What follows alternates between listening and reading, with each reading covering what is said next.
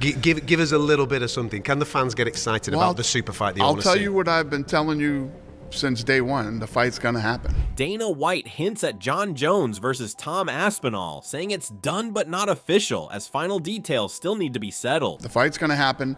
It's just a matter of when now, and getting it signed and done, and the fight will happen. Jon Jones and Tom Aspinall's potential heavyweight unification bout has been the center of speculation and debate for months. While UFC President Dana White has repeatedly assured fans that the fight is inevitable, there has been no official announcement. White, who is currently in England ahead of UFC London, addressed the situation once again, maintaining that the fight will happen, but the final details are still being worked out. Although he made it clear there were no logistical obstacles, he emphasized that securing signatures on the contract remains the last step before making an official announcement. Do you have a cut-off point in your mind of when to get that done? No, it's going to happen. It's done, but it's not done.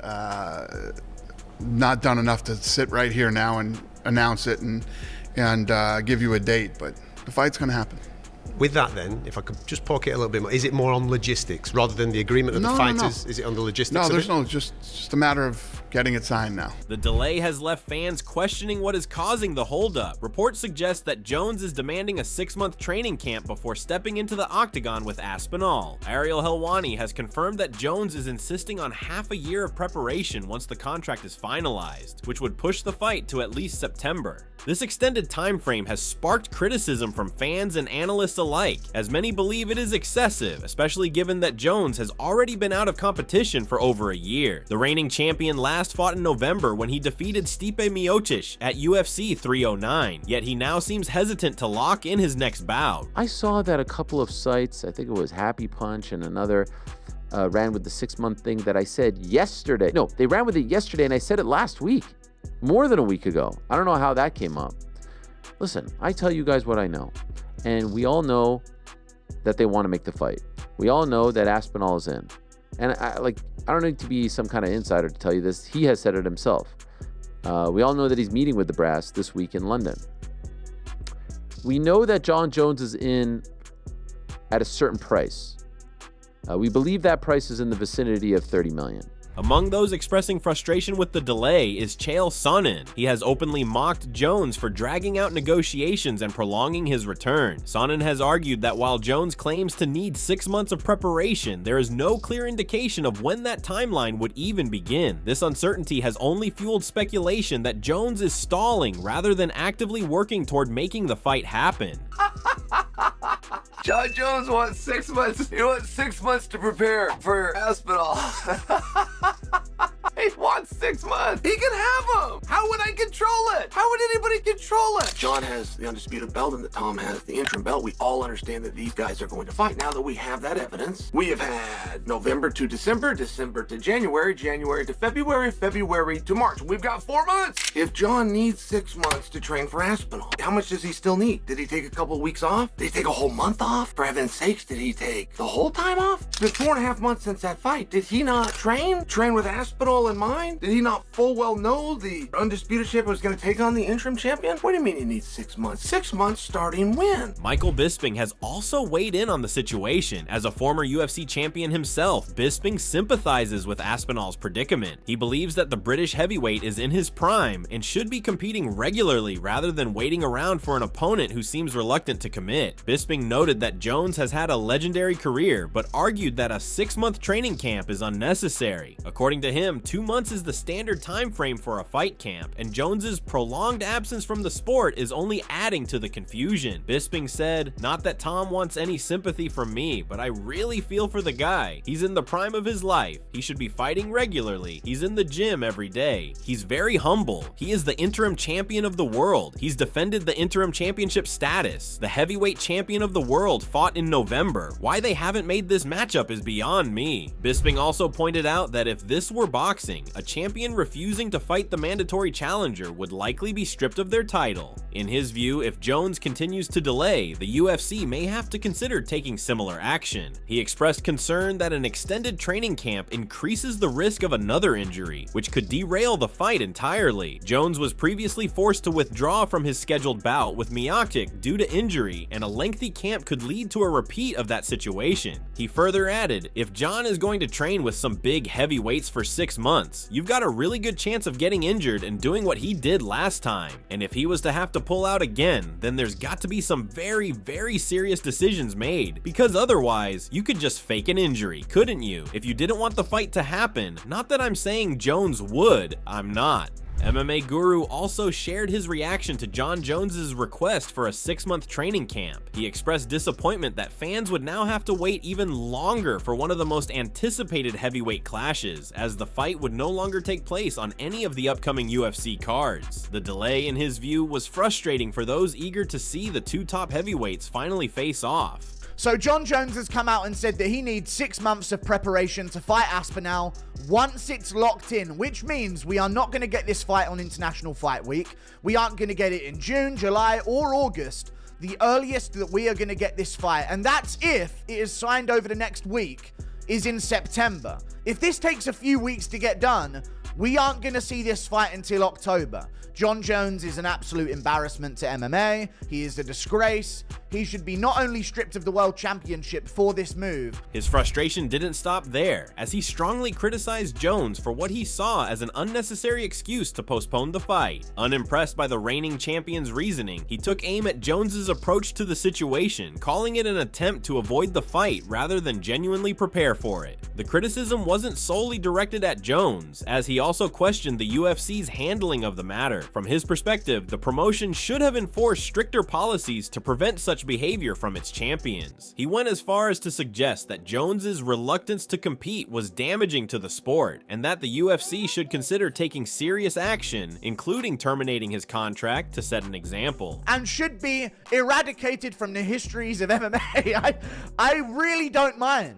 We have never seen someone make a mockery of the sport, step by step throughout their career, like Jon Jones has. And not only that, we have never seen a promotion just so pathetic to allow it to happen and just let Jon Jones walk all over them and their product, making the sport an absolute joke, step by step. While some critics believe Jones is deliberately stalling, others argue that at 37 years old, he may genuinely need extra time to prepare for such a dangerous opponent. Moving up to heavyweight was already a major adjustment, and taking on a well-rounded fighter like Aspinall demands careful preparation. Daniel Cormier weighed in on the situation, suggesting that Jones is deliberately playing into the speculation surrounding his reluctance to face Aspinall. He dismissed the idea that Jones is afraid, arguing that after years of dominance and financial success, Jones no longer feels pressured to prove himself. Instead, he believes the champion is simply having fun with the narrative, knowing that he holds all the leverage in the situation. Cormier said, "Money's good." Jones is like, "Even if you bring me the money, the timing is what I need to fight this guy." Why? Do you think that he's just kind of steering into this whole he just doesn't want to fight Tom Aspinall thing because Tom Aspinall was celebrating after Pereira lost because he felt like Jon Jones could not use Alex Pereira anymore as a crutch to try to make that fight? Frustration over the stalled negotiations has extended beyond analysts and fans. Aspinall's father, Andy Aspinall, has been vocal about his disappointment with how the situation has unfolded. He believes his son has done everything necessary to secure a shot at the undisputed title, and that it is unfair for him to remain in limbo while Jones takes his time deciding. He noted that fighters are contractually obligated to compete a certain number of times per year, and if Jones is unwilling to meet that requirement, he should step aside. He also made it clear that Tom is not fixated on Jones as an opponent. He simply wants to compete. Sitting idle when he is at the peak of his abilities is not something the Aspinall camp is willing to accept for much longer. You know, to have the fight, Tom's not bothered with fights. Jon Jones is just another body in the gym, you know.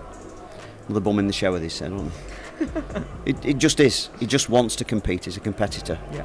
And as a coach, you want him competing when he's fit. You don't want him sitting around and in the gym. You don't know whether they're ready or not. You don't know what level they're going to be at.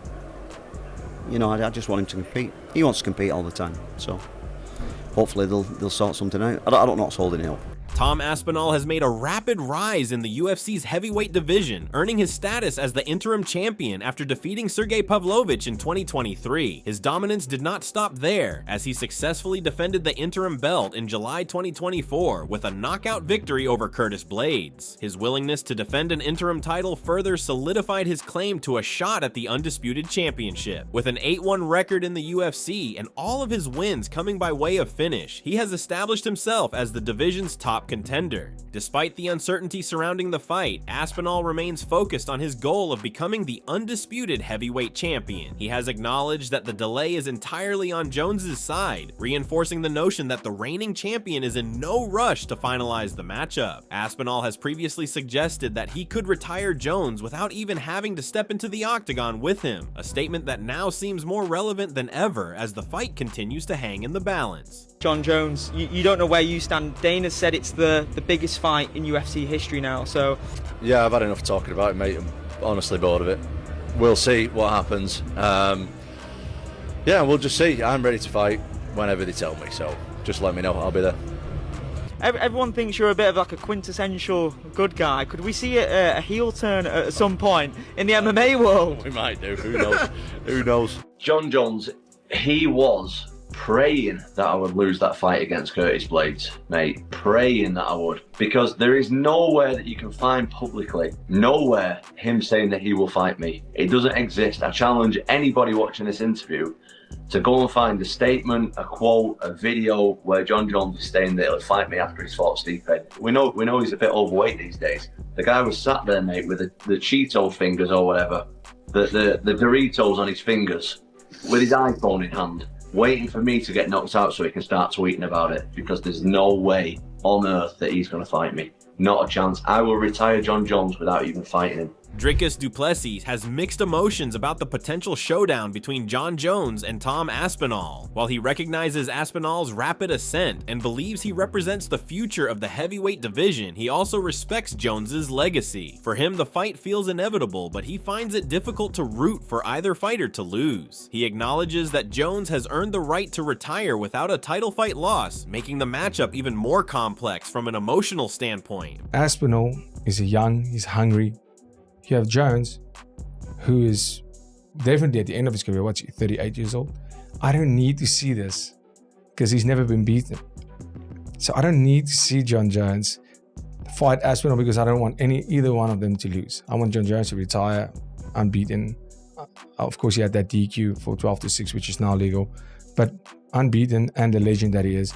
And I want him to retire and Aspinall goes on to be the next big thing. Mick Parkin has also weighed in, offering a different take on the matchup. While he respects Jones's achievements, he wonders whether the longtime champion still maintains the same level of training intensity he once did. Looking at the fight from the outside, Parkin speculates that Jones may not be preparing as rigorously as before, whereas Aspinall is continually improving. If there were ever a time to defeat Jones, he believes this would be it. With Aspinall's combination of size, speed, and movement, Parkin sees him as a formidable threat to the reigning champion. He views Aspinall as a fighter on the rise, growing stronger with each performance, and believes that if Jones has slowed down even slightly, it could be enough to tip the scales in Aspinall's favor. He said, "John Jones is amazing. He's no easy challenge, but he's maybe not training as intense. I don't know this. This is completely guessing looking from the outside. It doesn't look like he trains as much. He's definitely a little bit older, and it's definitely the time to beat him, if there is a time. Tom is just going from strength to strength, and he's just the most dangerous guy. Just the way he moves and everything. He's a big guy. He's really fast, and he's coming into his prime now. I do think he'd beat John Jones." Stipe Miocic approaches the fight from a tactical perspective, emphasizing the importance of patience when facing a fighter as experienced as Jones. He acknowledges Aspinall's talent, but warns that an overly aggressive approach could backfire. Throughout his career, Jones has capitalized on his opponent's mistakes, and Miocic believes Aspinall must avoid falling into that trap if he hopes to succeed. If that matchup does get booked with him and John Jones, what's the best advice you'd give Tom Aspinall? Don't do what I did.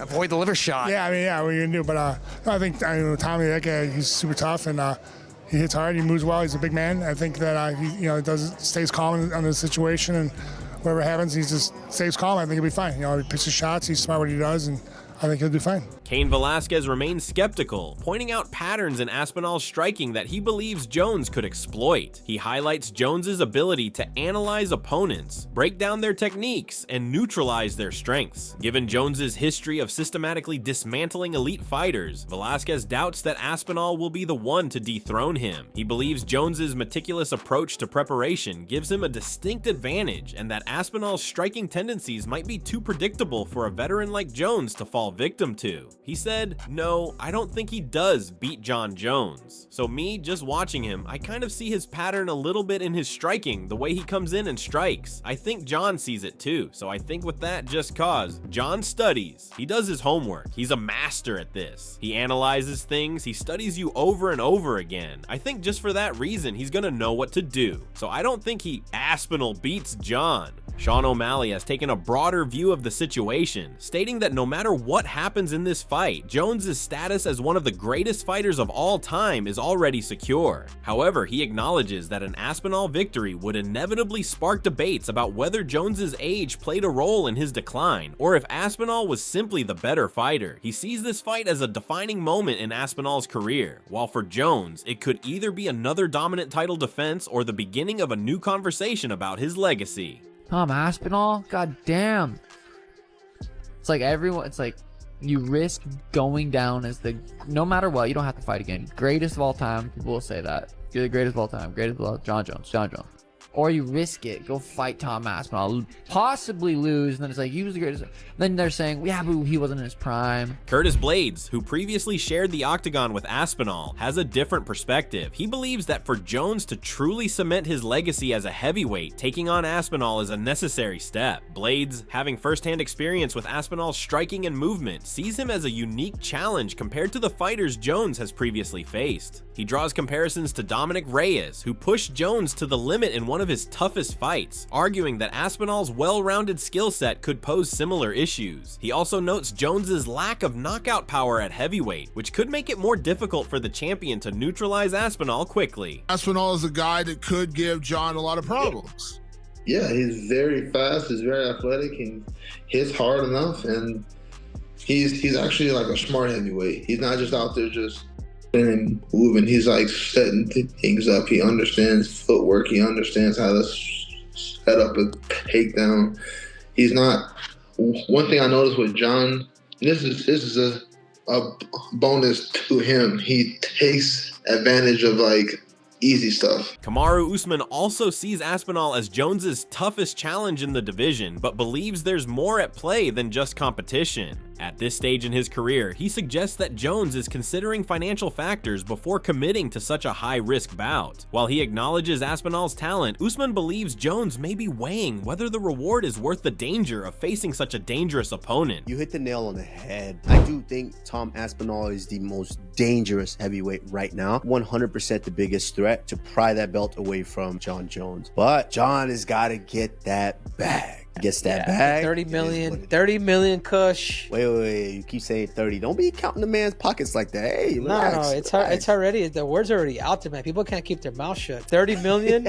Israel Adesanya has shared his thoughts on the matchup, highlighting Aspinall's impressive skills while acknowledging Jones's potential grappling advantage. He sees the fight as unpredictable, but believes Jones's extensive wrestling background could be the key factor in neutralizing Aspinall's striking. In his view, if Jones can control the fight on the ground, he could dictate the pace and wear Aspinall down, similar to how he has handled past opponents. But Aspinall, he and his dad, cool dudes, lovely guys as well. But he's the same height as me, if not an inch taller, but thick. And I was like, you're a lot thicker than I would expect. And the speed, that's the thing that I'm like, okay, that's the danger. But again, grappling, he's a black belt. Jon is... It's different.